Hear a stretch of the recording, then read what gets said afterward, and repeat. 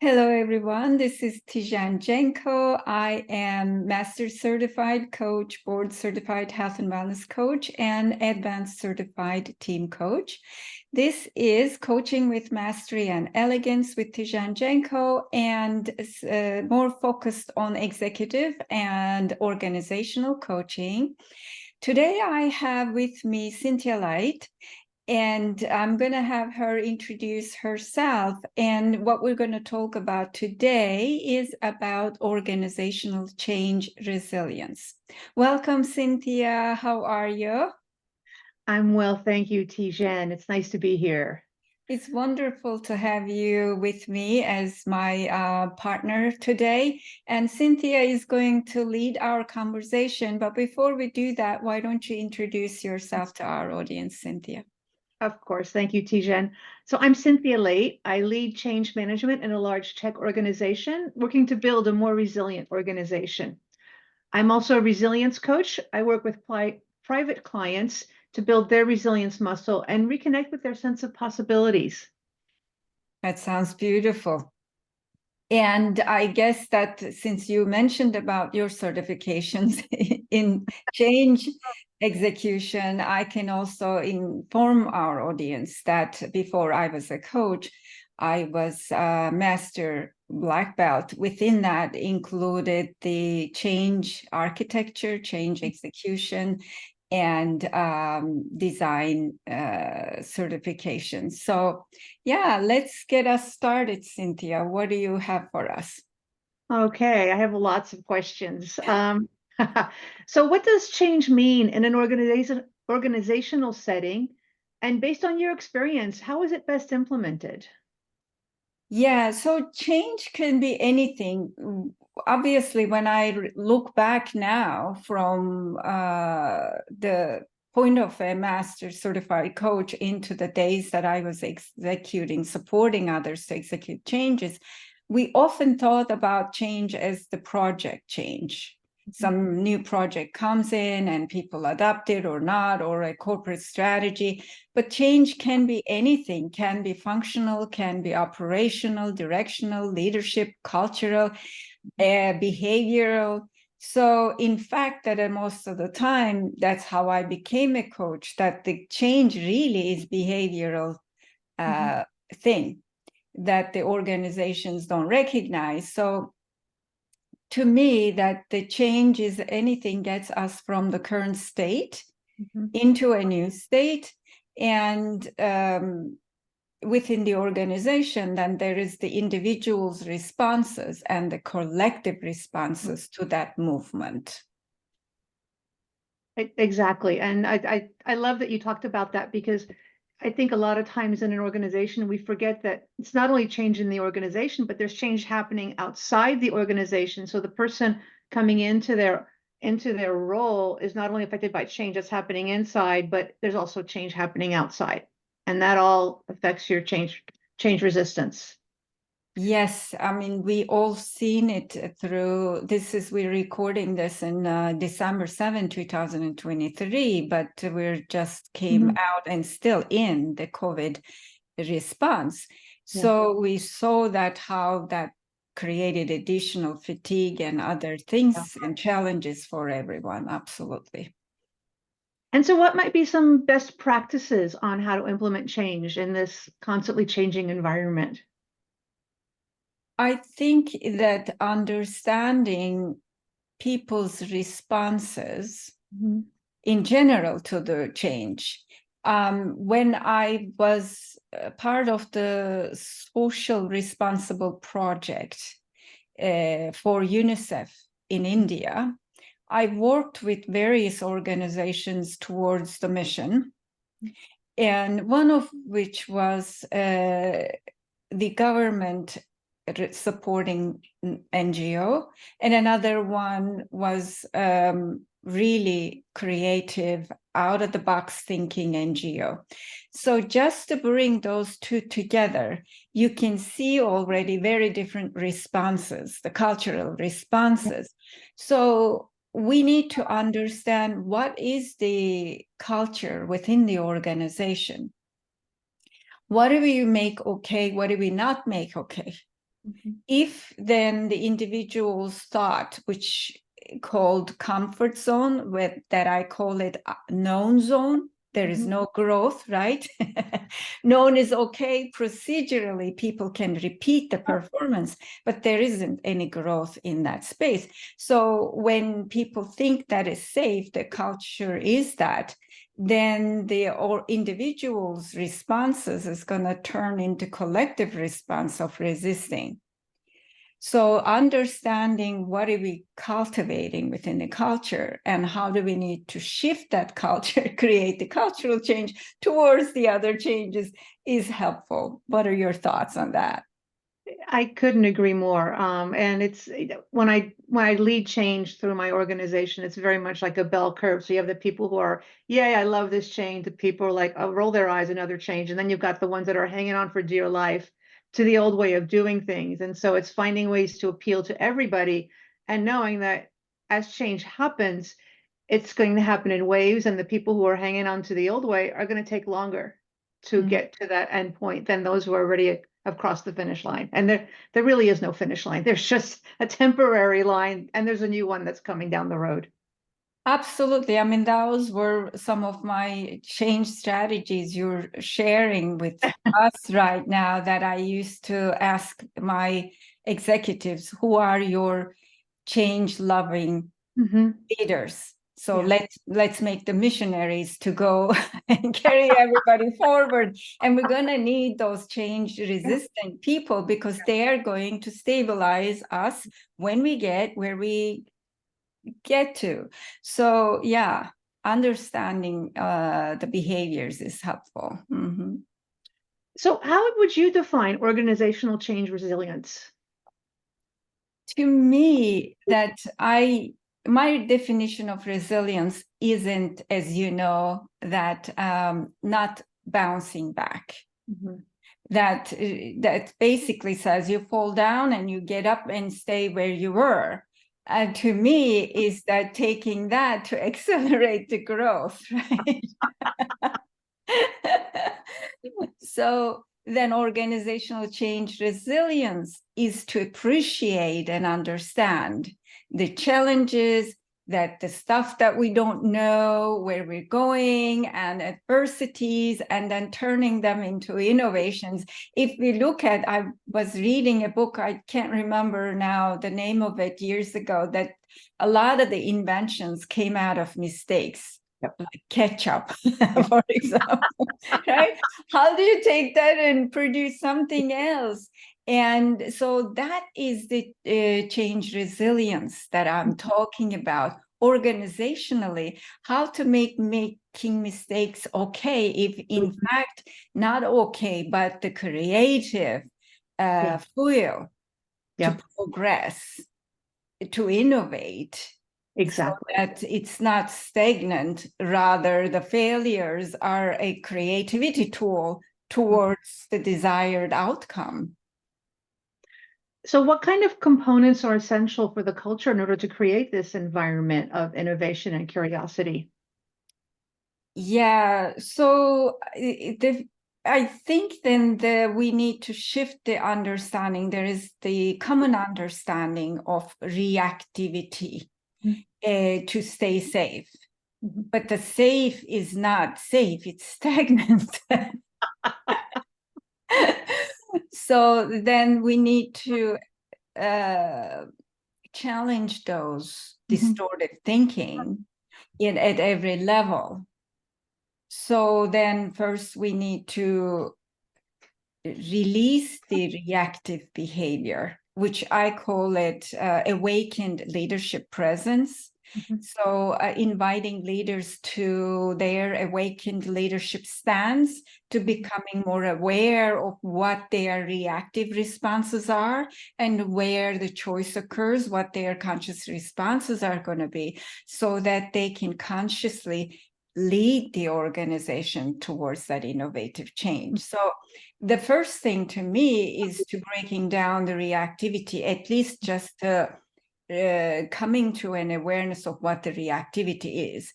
As you know, that the nervous system responses will take a little while, So as we move towards the progression towards change resilience, we may need to go through certain stages to get to the innovation, but that's will be where we start. Okay, no, that makes total sense. Yeah, as you were talking, I'm reminded of an animation I saw recently. We tend to think this is about the universe, and you have the sun and you have all the planets that are circling the sun. But that's actually not what's happening. Is the sun is moving, so the planets are actually constantly readjusting their orbit, not just around the sun, but moving to stay with the sun. And that's kind of like what you're talking about when you talk about bouncing forward. You're not trying to get back into your orbit. You're trying to not only need to stay in your orbit, but also keep up with the sun, and you're constantly changing and shifting. Oh, what a beautiful metaphor. Thank you. Yeah. So what's unique about your approach to change execution? I think that I'm bringing the conscious awareness so that it isn't about dictated formula, oh, do this to be change resilience. Rather, as you know, that I'm very big teacher and also for of authentic leadership, right? So it's not my formula, what do you do when you have change? Rather, I would work with people to understand their behavioral tendencies and then making their choice free so that they are not responding reactively, but they are making a choice. So what makes that my approach unique then? I work with the people's consciousness to understand, because people are brilliant, right? They don't need me to tell them, okay, this is 5 methods, 5 steps is this, and 6 step that. They're already trained all of those things most of the time. Yes, I do the executive training, but they are gonna know. So what we really need to do is to get them to a choice awareness. Mm-hmm. And maybe calming down the nervous system and reducing hypervigilance, or even utilizing the hypervigilance with intent, not reactivity towards what we want to do. So those are that's the really main thing about key feature about my method. And also that actually starts with the leaders and creating change resilient culture. Then it's not about responding to one thing, but making that a mode of operation.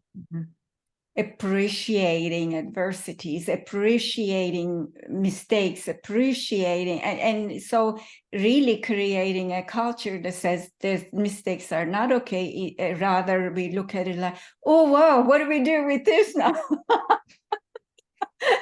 That was a different outcome than what we intended. Now what? Yeah. Yeah, so it's moving to a less judgmental culture and a more culture of openness and curiosity. Now what? Kind of thing. Yeah. Yeah. And so I'm gonna inject a question here that I think I've been asked, and I would love to hear your point of view on this. Is what is the overlap between resilience, organizational change management, and coaching?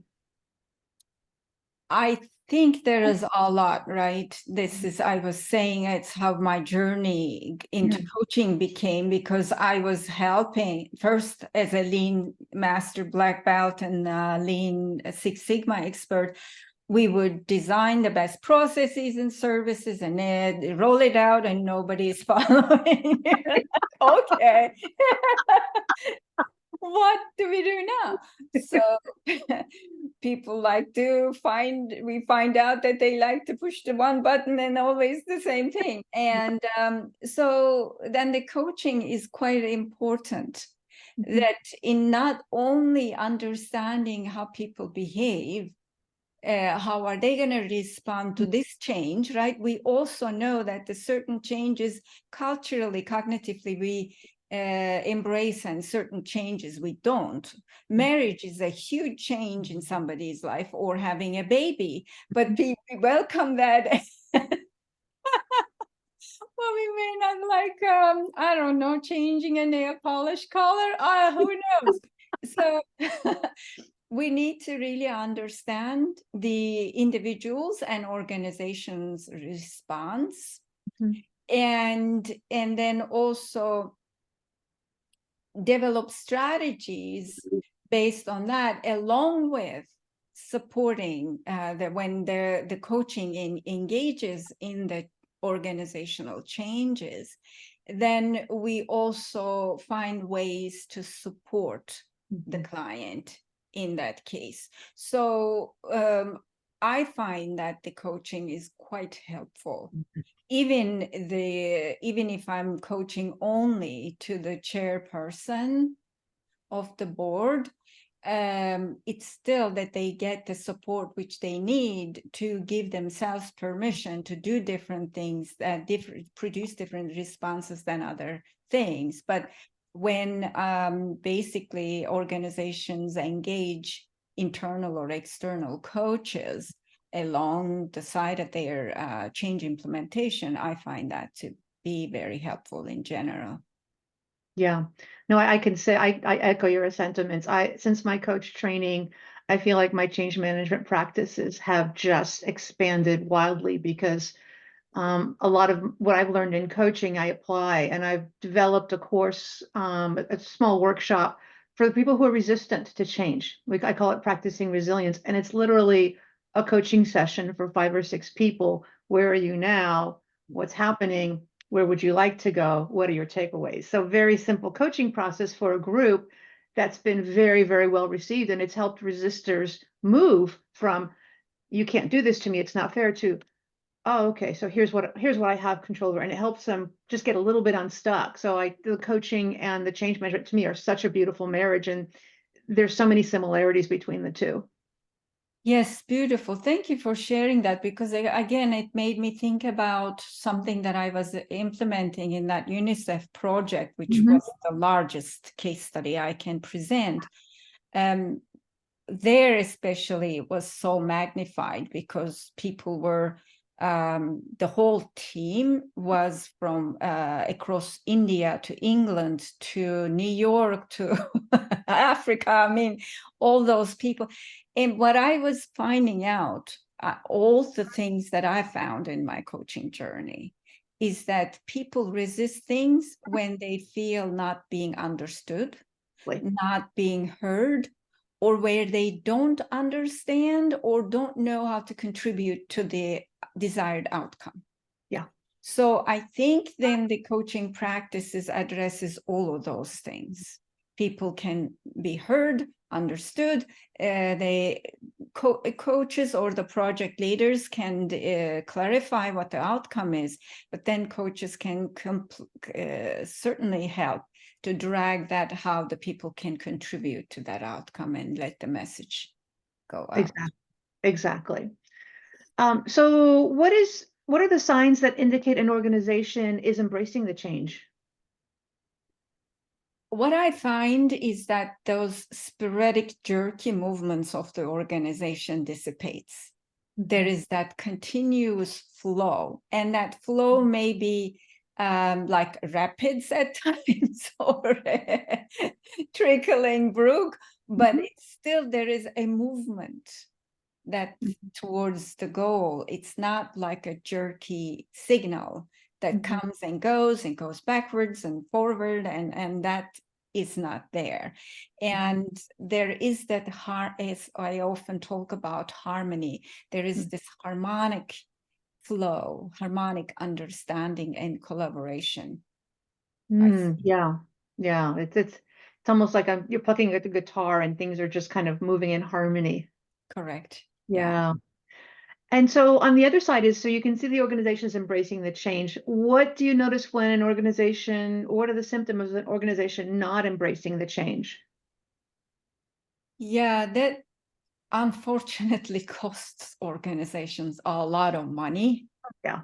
It's not even properly calculated that you can buy these softwares and other things and thinking, okay, that's it's gonna do, but you don't know what is going to be happening Mhm. when you don't fully embrace the solution. Yeah. So it costs organizations money towards sometimes directly result impacting their bottom line, but also in resources, in indirect costs as well. That is, there are costs in talent and cost in human resources, cost in skill sets. There is so much waste that I see. Yeah, I couldn't agree more. It's the things I've seen around this waste is, first of all, there's a lot of energy to put the change forward, and then there's a lot of energy pushing back. So there's energy and resources pushing back on the change, talking about how they hated it at the water cooler, and then it's also, you've spent all this money on, let's say it's software, you're not gaining your ROI. So the adoption rates are slow. You're wasting money trying to get people on board. They're finding workarounds. And then in the end, they may never adopt it. So this whole process of change management is so important to get the ROI for the investment that you're making. Absolutely. And that's where your share made me think about the change fatigue, right? That often comes from people resisting. It's like one foot in the gas, one foot in the brake, and you get hip replacement or knee replacement eventually. Organizational hip replacement. That's so true. Yeah. So actually, what are your thoughts on change fatigue? That's exactly that, right? That if we don't understand the fear, what's causing the fear, right? That so that we can release that energy potential. That fatigue is often, like I was saying, that energetically, really, that trying to move the energy and not move the energy, move the energy, not move the energy, that costs a lot of energy to hold the system in place. So that can be freed and utilized towards the, as I always talk about, highest potential of the initiative or the organization. Yeah. What are you thinking? Oh, I'm just thinking back to I've seen leaders when they implement a change and then we have an all hands meeting, we talk about the change, and I've actually seen leaders just ignore comments of people who aren't happy about the change. And you're like, oh, that's a good little pool of change fatigue that's going to show up here, because the resistance doesn't go away. Like, to your point, the energy has to go somewhere. Exactly. And so not acknowledging it and not seeing it is a mistake. And I'm sure it's uncomfortable for leaders to work with it, but it's a reality of, by not acknowledging it, you're just going to see it pop up. It's almost like trying to hold a big balloon underwater. It takes a lot of work to put it underwater, but if you let it go, it's going to pop up down the road. Absolutely. I just thought of something that I often coach people that are they used to work for Department of Defense, and now they are in the either veterans organizations, or they have a corporate position. So that's a big adjustment, because there in the DoD, you can tell the people this is what it is, and they have to follow you. But in the other places, that may not be true. So how do you adjust your leadership to that change, right?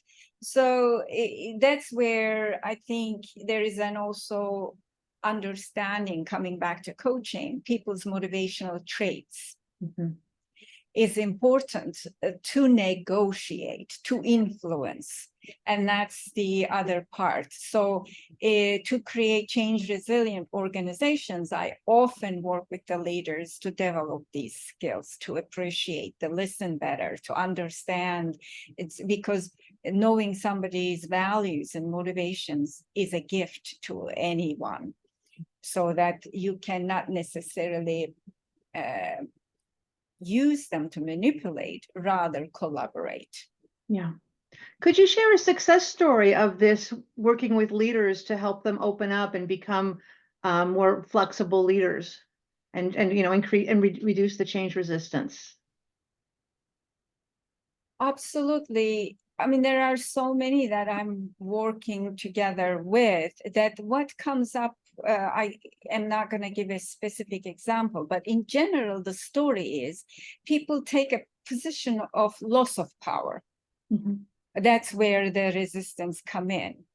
And then they feel like they have no place to go. So then when I work with them towards regaining and claiming their power, sovereignty, then it changes their position because they are trained or born to be leaders. Some people are organically doing that, but everybody is a leader. So then I use this example that when people are trained or just got into the position, they kind of not occupy their seats. So I have them to center and the sovereign get into this position of power. So when that happens, I think what happens is that that's what I see in my success stories. Their messages becomes clearer. Because they now don't have any doubt in what they are communicating. They're okay with it. And then they also feel listen better. They're not in the reactive mode anymore.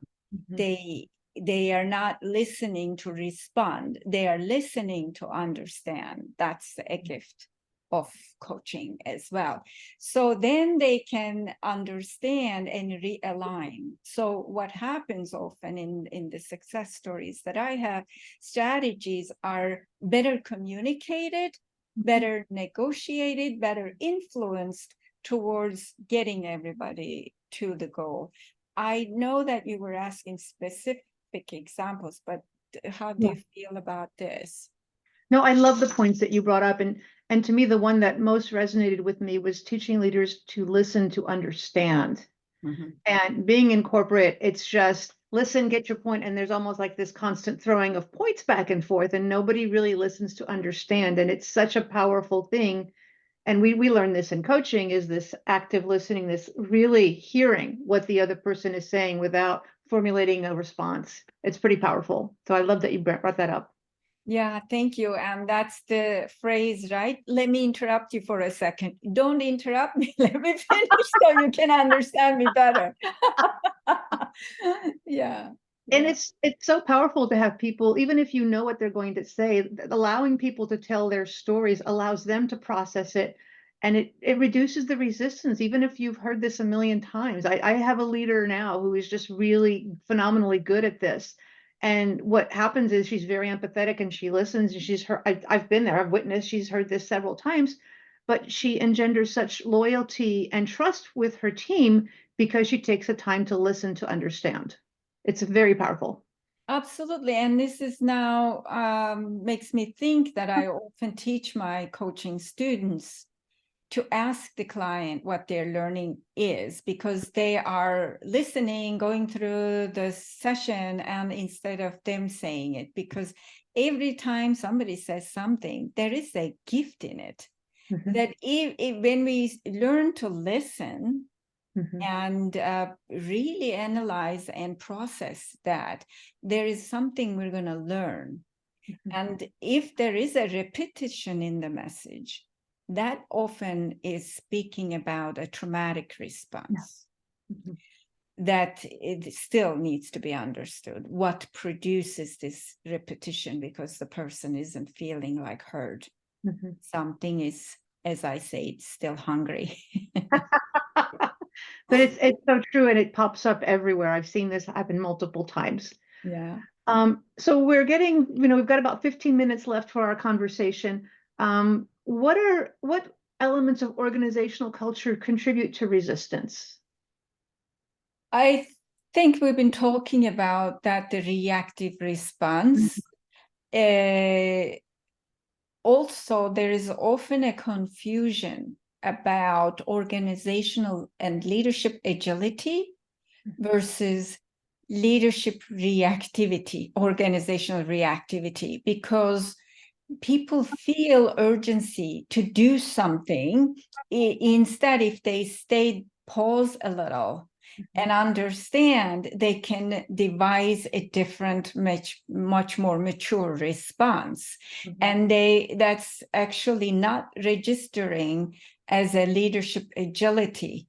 So that distortive thinking needs to be shifted so that the people can produce more appropriate responses. That's another thing that people get confused about organizationally and organizational culture that way. And another thing that I would say that somehow making mistakes are not okay. Yes, making mistakes may cause some, may have some cost associated with it if we take it as a mistake, but there are ways to overcome that cost. And maybe if you look at it, there are research departments in any company, any organization, not necessarily profitable departments. They are there producing a whole bunch of mistakes for them to transfer into a profit. So I think that the resilience becomes, again, we talked earlier, that how do we take the idea of mistake into feeding into retakes that they are going to be accelerating us towards the desired state that we wish to go.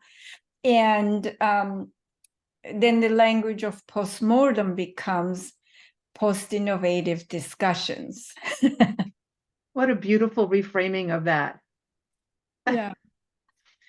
And I loved, first of all, the reframing of mistakes into post learning is such a great way to state that.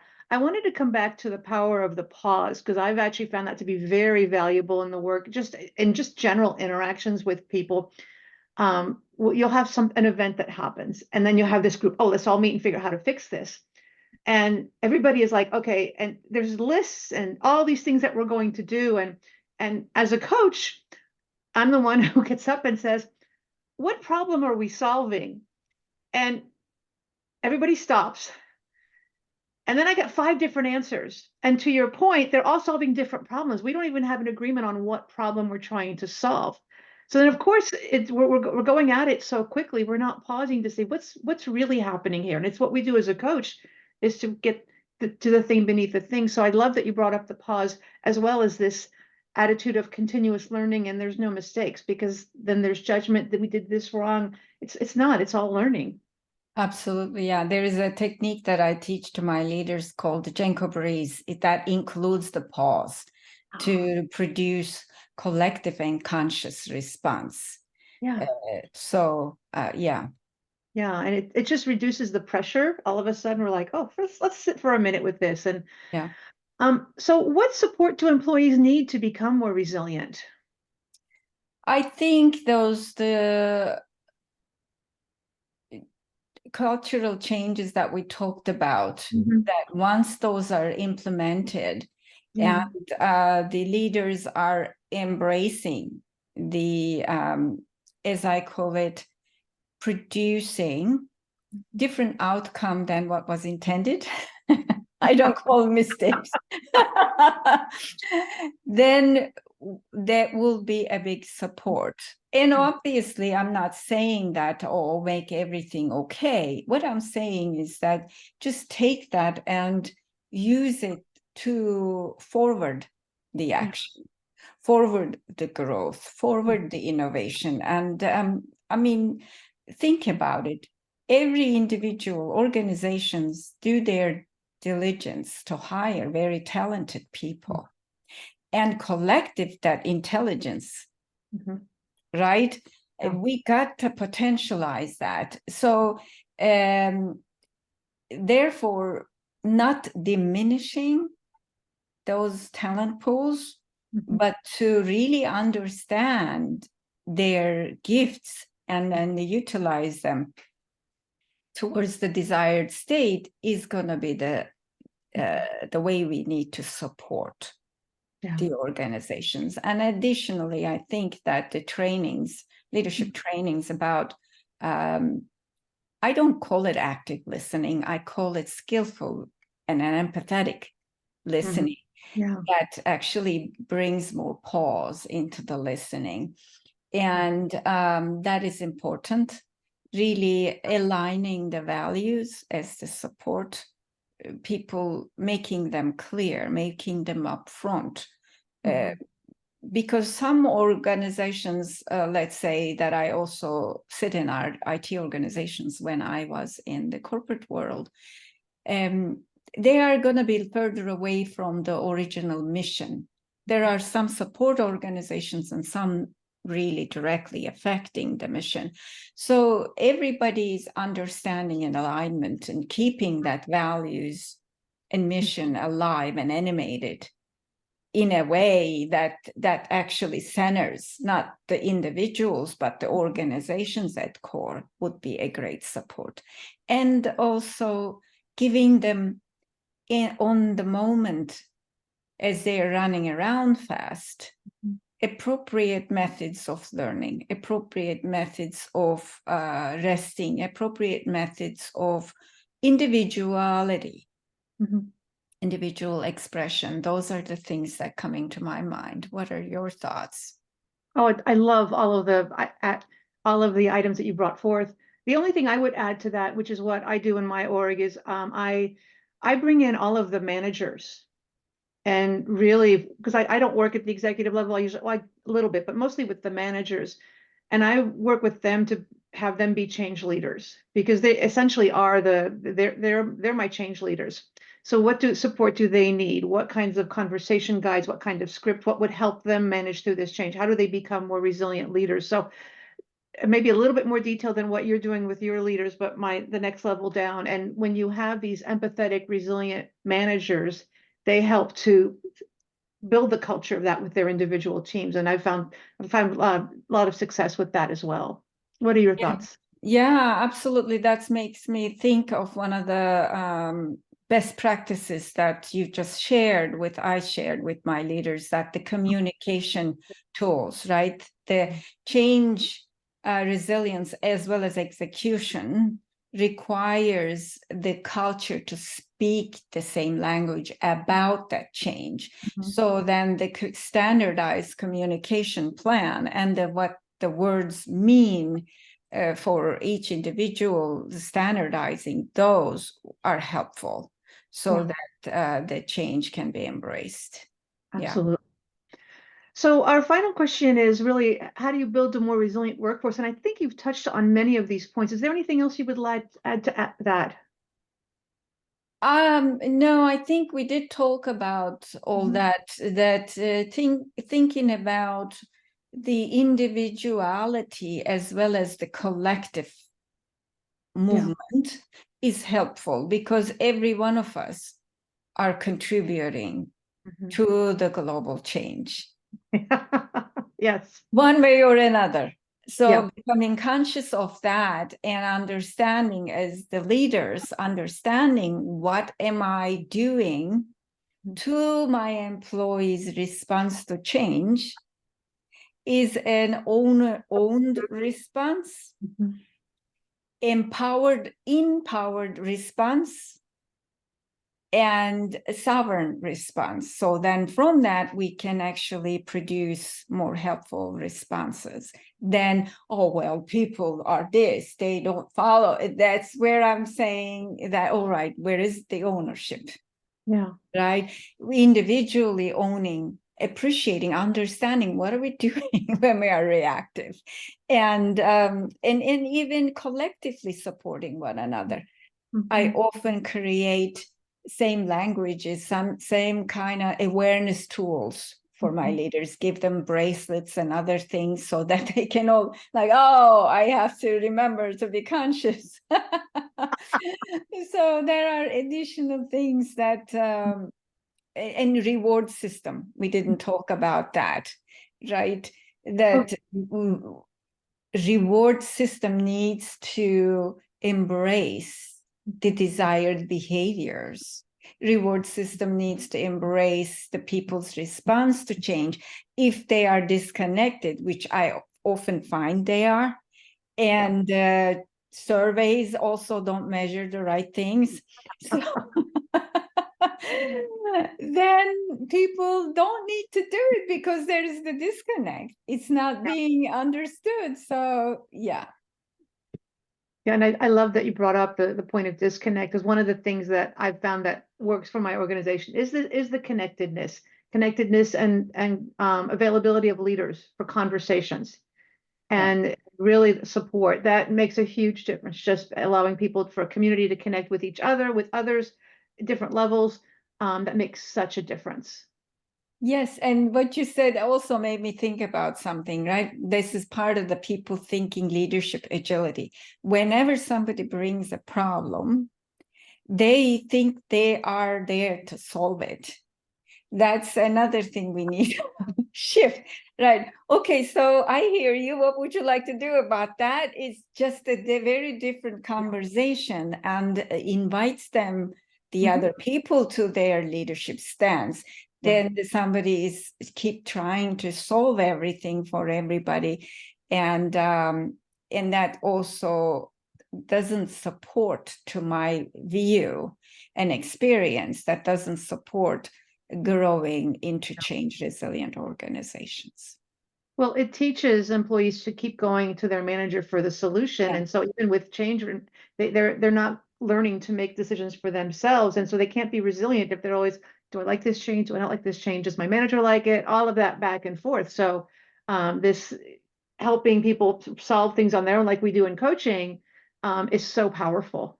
Absolutely. And if I was a leader at that role, then I would also get curious about what makes them come to me for a problem that is in their level to be resolved. Am I not creating safe enough environment for them? Are they not fit for the position they are filling, right? or what is it? So we need to start being more curious. And yeah. Well, we're around the end. This is the end of our conversation. Anything else you would like to share before we close? Not at my point of view. What about you, Cynthia? No, I really enjoyed our conversation and I loved hearing about some of your examples. They were really powerful. Thank you. And thank you for your help getting our conversation flowing. And thank you for being here. Thank you, Tijen.